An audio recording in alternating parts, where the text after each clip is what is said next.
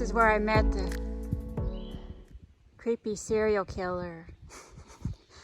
That's what I call him. Those signs weren't there at that time. This trail goes down to the highway. And there's also water down there, and I really needed some water. And I come down this hill, and right there is a backpack and one of them tiny little camp chairs, but there's nobody around. So that kind of worried me. And I was looking for a place to camp too, so I went down there to see about camping and at least get some water. And it took me, well, I'll tell you the story later.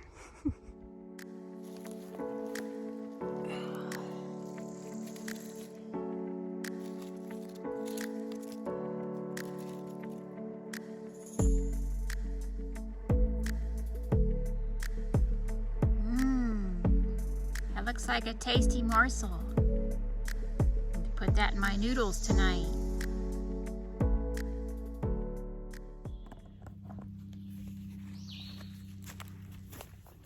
Okay, so anyway, I went down there to get water.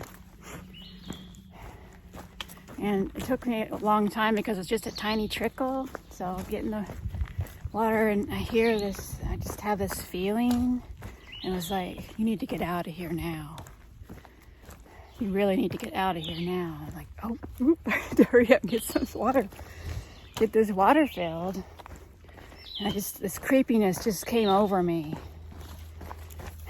And when that happens, you should always, always heed the warning, because, that could be your intuition. You're picking up on something that you can't really see, or that you're feeling. And it can also be God's Spirit warning you that you are in danger. So you always listen to that little inner voice or whatever.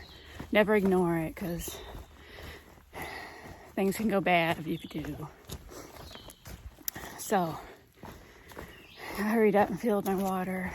I'm not camping down here, I guess. I didn't see a camp spot. It was further down, I guess. According to that sign, it was 0.2. So I come up out of there, and that guy was setting up his tent right in that little flat spot behind the sign, to the right of the sign.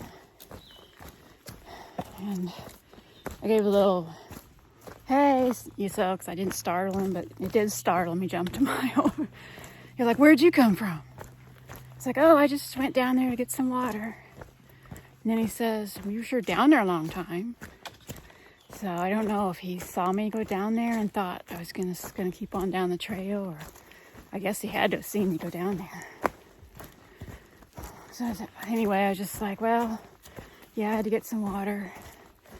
And he starts asking me how far the Whitewater Falls, because I just came up that way. I was at about a couple miles, he said, and I was like, I don't know, probably. I was like, okay, I gotta keep going. He was like, okay, now I'll see ya. I was like, oh God, no you won't. I don't ever want to see you. Man, I was creeped out, so I was just heading down this trail like I'm doing now, wondering, I gotta put some distance between me and him for sure. So at least I had my water. I had enough in case I couldn't find a camp spot by water. I had enough to last me the night. And that is when, about a mile later, I found a decent spot, and I made sure to camp like off the trail.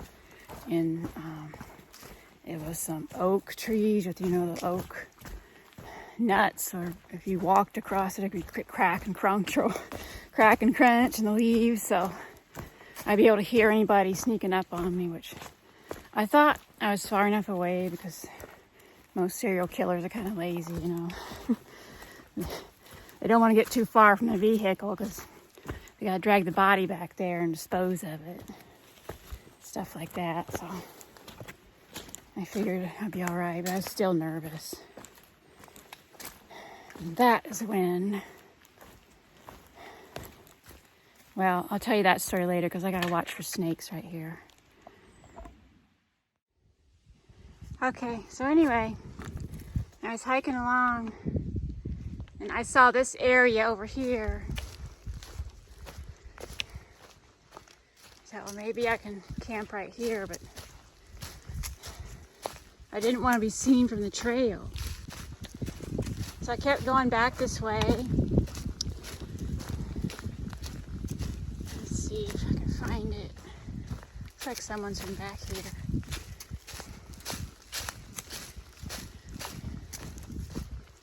I'm gonna pass this spot up. Someone's been here. And I went clear back in there and hung my hammock near that log you can see. That log. So then, after I got my camp all situated, I went to look for a place to hang my food sack. And I tried over there, but the rope kept sliding down off that tree. So I was standing right about here, winding my rope back up to look for another tree to fling it over. And right through there, a big bear cub comes running out of the woods, not running fast, but just ambling quickly.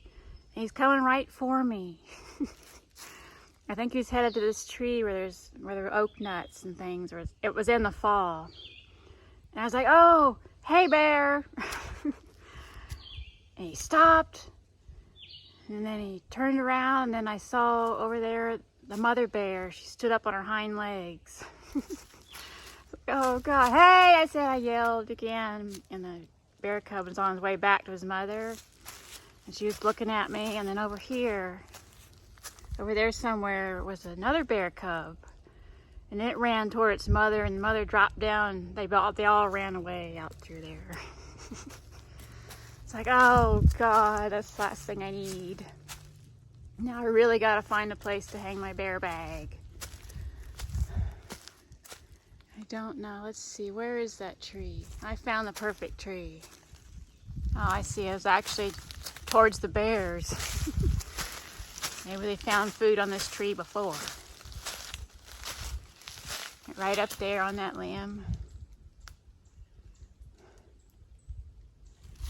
So ordinarily, for that to happen, it would have scared me crapless. I would have been packing up my stuff and leaving, and like, oh God, there's bears right here, I'm camping. But after the serial killer incident, somehow I wasn't really that afraid. I mean, it all got into perspective. I'd rather have a bear and mother cubs wandering around than a serial killer sneaking through the woods at night. So that was a scary day that day. It made me think about, you hear stories about a woman getting attacked. Maybe some guy offered to carry her groceries up several flights of steps or something into her home, and you wonder why God didn't protect her. Well, maybe he was warning her all the time and she just didn't listen. I mean, there's many examples in the Bible of God warning us. Well, if he warns us over and over and we don't listen, can we really expect him to protect us by some huge miracle? So I always think about that. So whenever I have those feelings, anything, any person or any situation, doesn't even have to be a person there, the whole situation, maybe you're thinking, this looks like a good place to camp. You get that feeling, you're like, you don't know why you get the feeling, just like, that guy probably wasn't a serial killer. I mean, shoot, what are the chances? Then you get to thinking, well, I'm just being silly. This person's okay. Why am I feeling this way? And you just brush it off. Well, don't ever do that. Don't ever do that. If you have a feeling, there's a reason you have that feeling. Get out of there. Don't camp there. Don't stay there. Don't let that guy help you with the groceries up the flight of steps. Don't park in that parking lot at night. If you feel creeped out, there's a reason. There's a reason.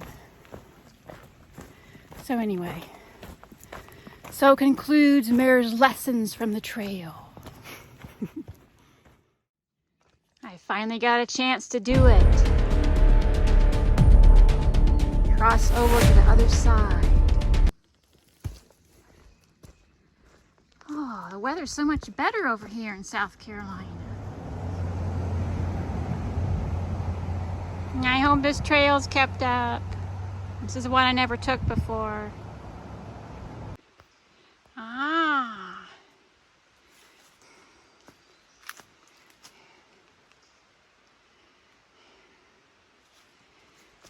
Nothing but wilderness down that way. And maybe Ellicott Rock. Well, I'm sure the rock's there, just whether I'll be able to find it or not. Another one. Right on the trail.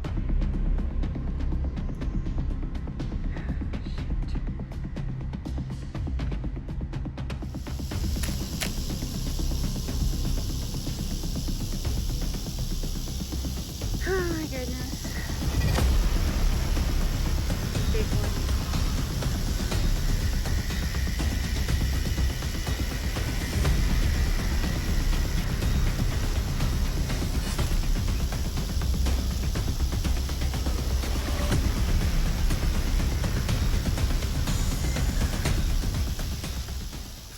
I finally made it. I camped down by the Chattooga River.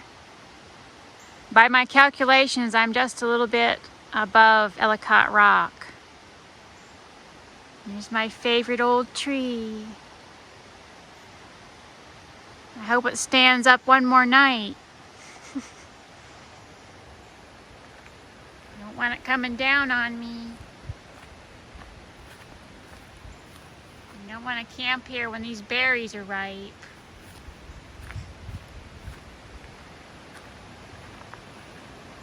I hope the tree doesn't mind I got my laundry on it.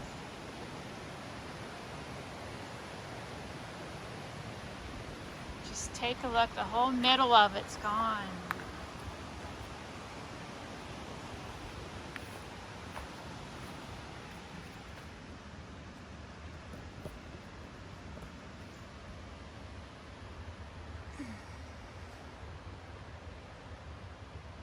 See that?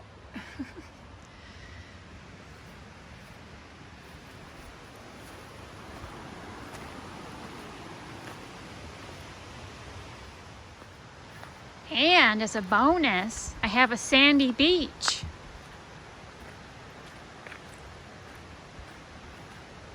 Yay! For a minute I thought I was in Florida. And then I felt the water and definitely was not in Florida.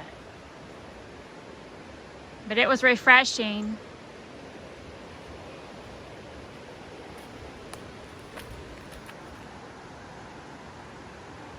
I seem to have neighbors everywhere I go.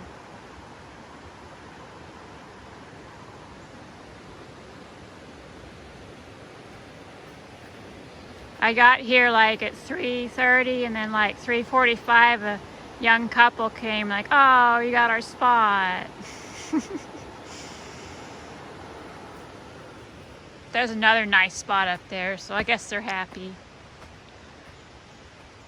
And then about 10 minutes ago, another couple came. And they went through there and they haven't come back, so I don't know. I guess they found a spot.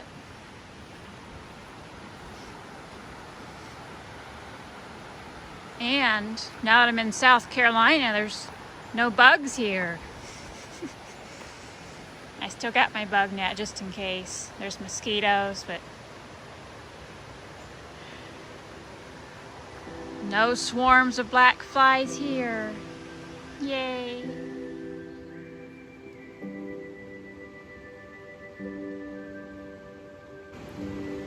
I missed the higher elevation on some of my other backpacking trips. 2,700 feet is as high as I got today. Unless the wild mushrooms I put in here start kicking in. Things may get a whole lot higher. I'm just kidding.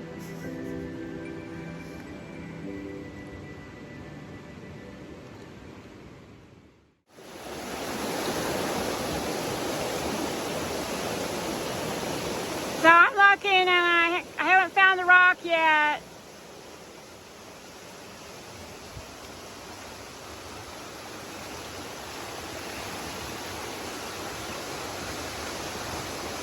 There's no signs or nothing. And I had to take my pack off to get through that one. Second time today I had to take my pack off. And still no Ellicott Rock. Meh.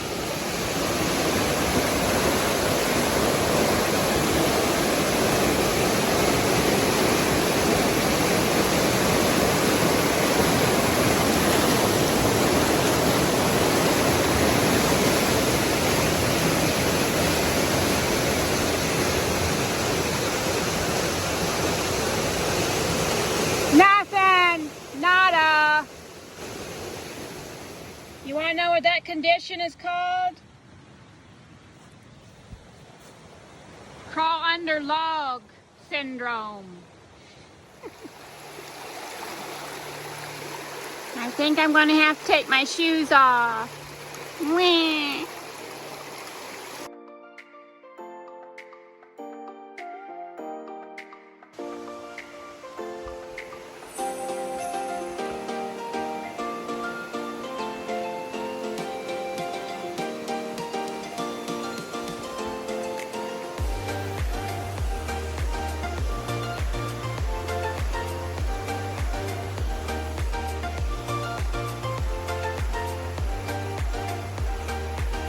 This runs into the Chattooga River right down there.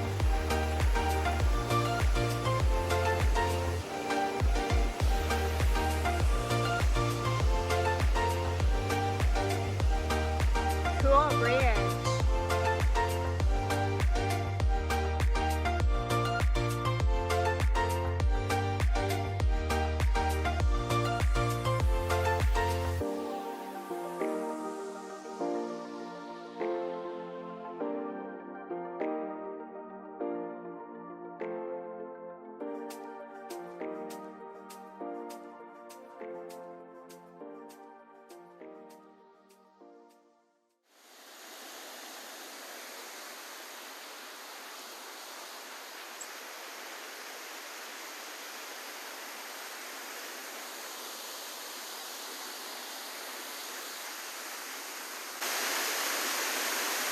I guess this is my consolation prize for not finding Ellicott Rock.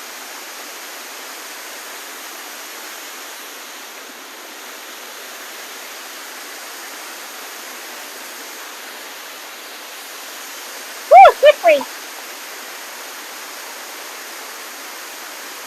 This is a waterfall I didn't get to see last time because I was too tired to take the trail up to it.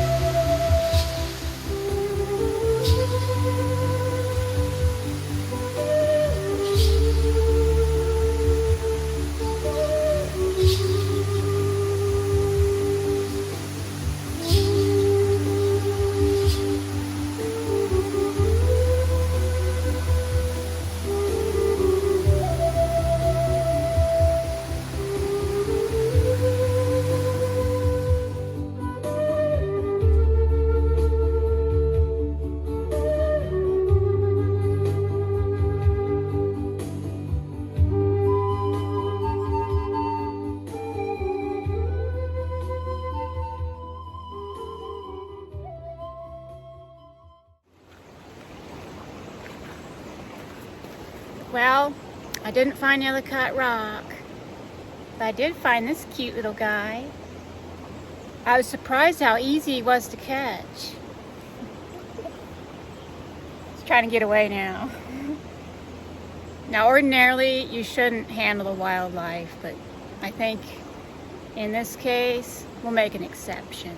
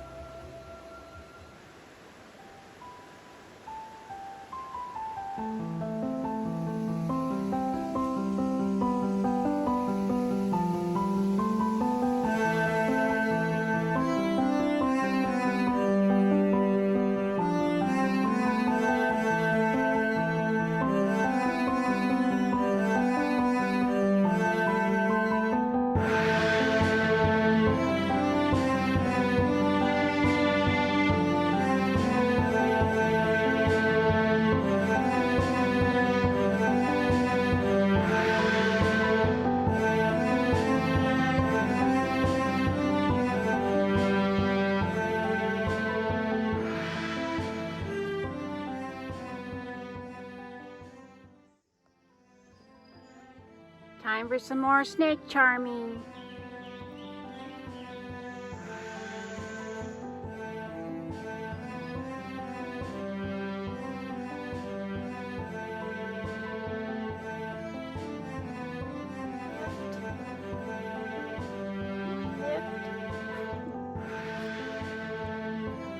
Come on, go that way.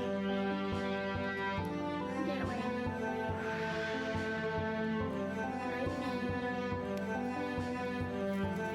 Do I have to pay a toll? Okay.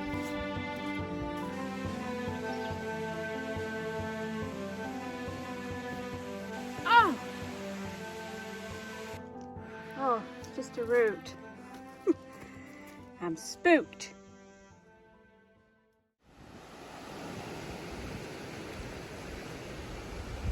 This is the last night of camping for a while along the Chattooga River.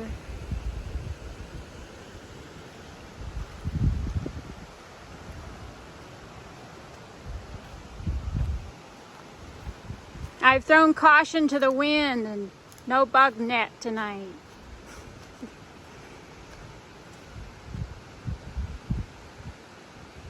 I think it'll be all right because it's windy, so I'm literally throwing it to the wind. Anyway.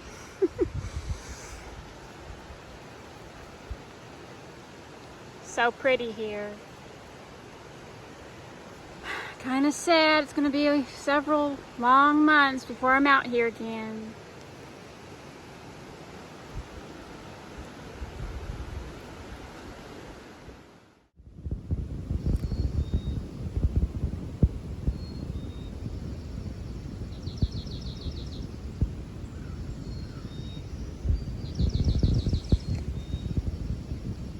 Oh my.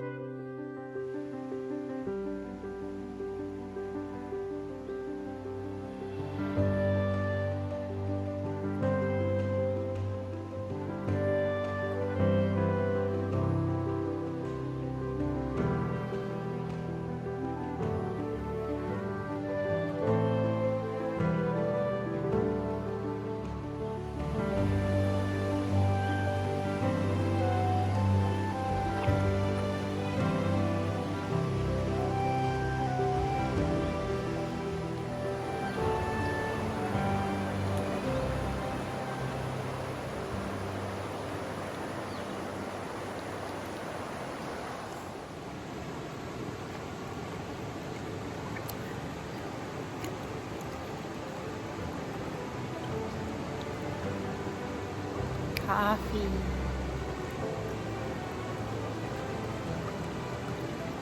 Not much happens before coffee.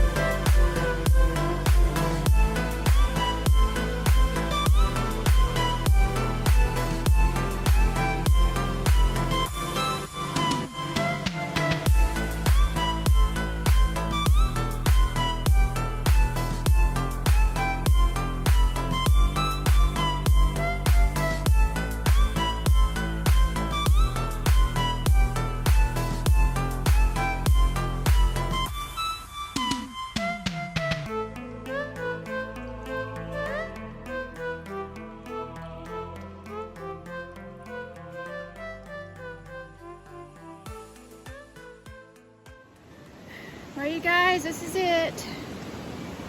I'm really disappointed I didn't find Ellicott Rock again.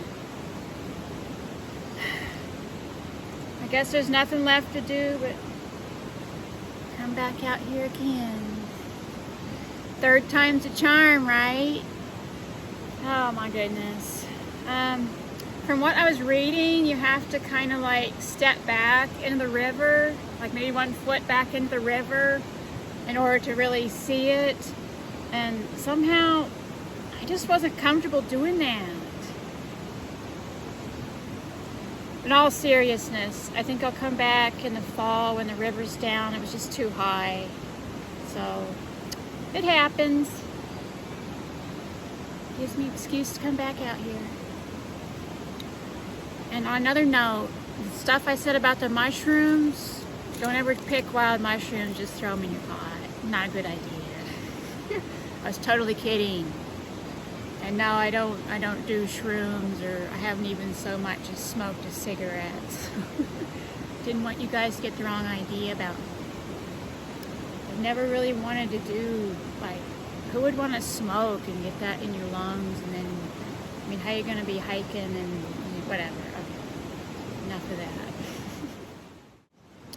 So, I'm going to hit the trail and get on out of here. Husband's going to pick me up at Oconee State Park. It's about 7 miles away. So, I'll see you next time. And remember, keep your eyes down for snakes and your eyes up for bears.